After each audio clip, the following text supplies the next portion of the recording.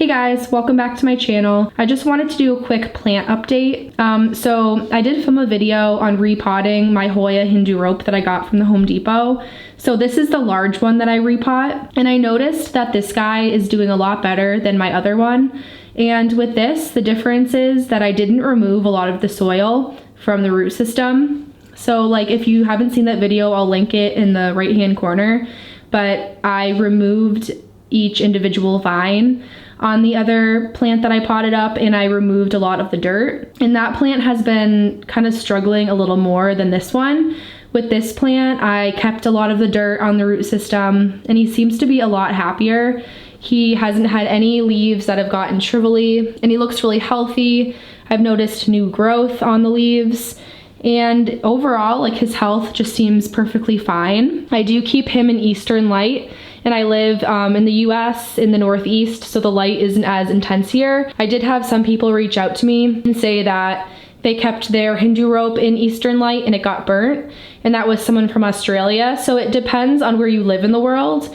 I actually wish I mentioned that in other videos when I would talk about lighting. So if you live somewhere that's more like tropical and really hot, then your lighting is going to be different than mine. So you have to adjust depending on where you live. So you might keep your plant farther away from the window if you know that the sun is very strong there. I'm actually going to head on upstairs and I'll show you the other plant and like how it's doing. So this is my other Hindu rope. Some of the leaves look a little bit wrinkly and just not as healthy, so you can really see there. It's not happening to all of them. It's only a few of the vines look like this.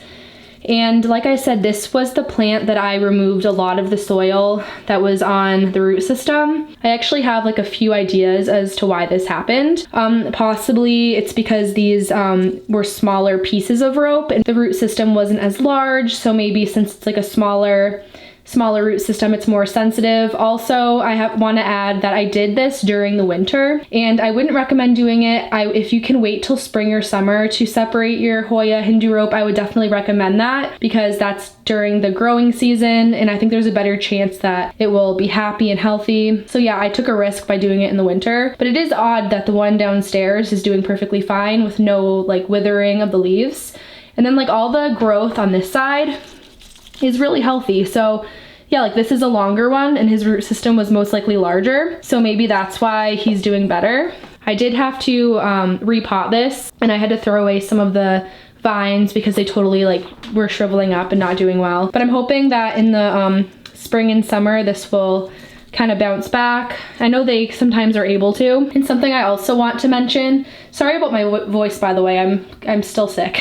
I'm getting over something that I've had for like 3 weeks. Something I also would recommend doing is when you repot your Hoya Hindu rope is add additional soil. I noticed in the video that I made, I didn't show adding soil, like more soil to the pot. Like if there's any spaces that are kind of like empty, to add more soil. I wish I had included that in my original video. And I also have one more plant that I want to show you. So this is my Hoya David Cumming Eye, and I featured it in my plants I'm struggling with video. So what I did decide to do was try to grow it in hydrotins. I know it's called hydroponics, and they're like clay beads basically. So what I did is I took a plastic container just so I could see if there's any roots growing, and I drilled 2 holes. The reason why you drill those holes is because when you add water to this container, you want there to be like an inch or inch and a half of water that sits at the bottom, because eventually the roots will come down and they can take water from the bottom. I don't know exactly how to explain it. Yeah, if anyone else has a better idea of explaining that. I know like it just is like the reservoir, and then it just helps create a humid environment. Honestly, I don't know the explanation, but it's honestly doing okay.